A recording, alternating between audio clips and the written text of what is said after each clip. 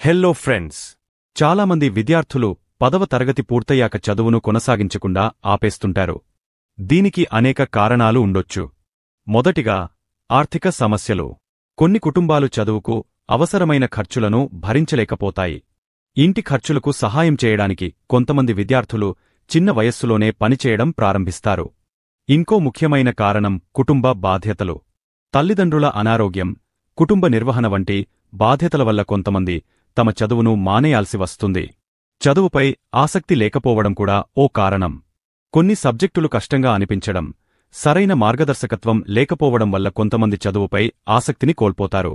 ఉపాధి అవకాశాలు కూడా చదువును మధ్యలో ఆపేయడానికి కారణమవుతాయి.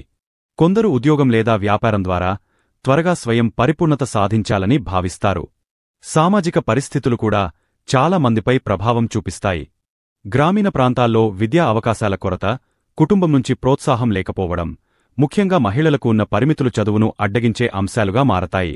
అలాగే ఆరోగ్య సమస్యలు కూడా విద్యార్థుల చదువును నిలిపివేయడానికి కారణమవుతాయి. అనారోగ్యం, ప్రమాదాలు లేదా మానసిక ఒత్తిడులు దీని వెనుక ఉండొచ్చు.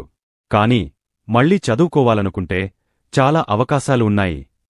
మీరు లేదా మీ పరిచయస్తుల్లో ఎవరైనా మళ్లీ చదువుకోవాలని అనుకుంటే ఇప్పుడే సరైన నిర్ణయం తీసుకోండి. మీ అభిప్రాయాలను కామెంట్స్లో తెలియజేయండి.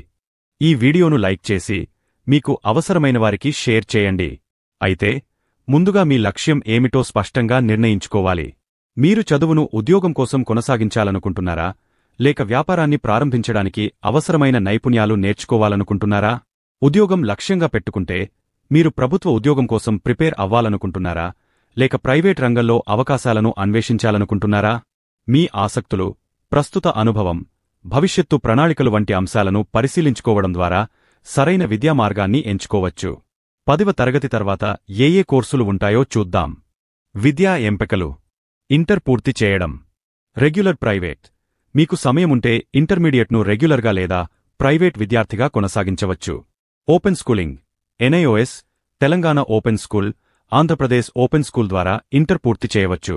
టెక్నికల్ కోర్సులు. ITI, welding, electrician, fitter, mechanic, computer hardware మొదలైన కోర్సులు. Polytechnic diploma, computer science, electronics, mechanical, civil మొదలైన కోర్సులు. ఆరోగ్య రంగం. పారామెడికల్ కోర్సులు, lab technician, x ray technician, health assistant. Pharmacy కోర్సులు, డిప్లొమా ఇన్ ఫార్మసీ. డిగ్రీ కోర్సులు.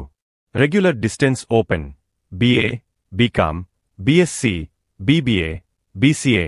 ప్రయోగాత్మక కోర్సులు, BVoc, retail management, data science, tourism hospitality, logistics management. త్వరగా ఉపాధి అవకాశాలు కావాలంటే data entry, digital marketing, graphic design, mobile repairing, drone training, mapping survey కోర్సులు. Hotel management, food technology, tourism రంగాల్లో సర్టిఫికేట్ కోర్సులు. మీరు ఏదైనా కోర్సు ఎంచుకునే ముందు మీ ఆసక్తి, భవిష్యత్తు ప్రణాళికలు, చదవడానికి ఉన్న సమయం మరియు ఆర్థిక పరిస్థితిని పరిగణనలోకి తీసుకోండి. మీరు చదువుకోవడానికి అనేక వనరులు అందుబాటులో ఉన్నాయి. చదువుకోవడం అనేది ఒక నిరంతర ప్రక్రియ. మీరు ఎప్పుడూ ఏదో ఒకటి నేర్చుకుంటూనే ఉంటారు. కాబట్టి చదువుకోవడానికి ఎప్పుడూ వెనుకాడవద్దు.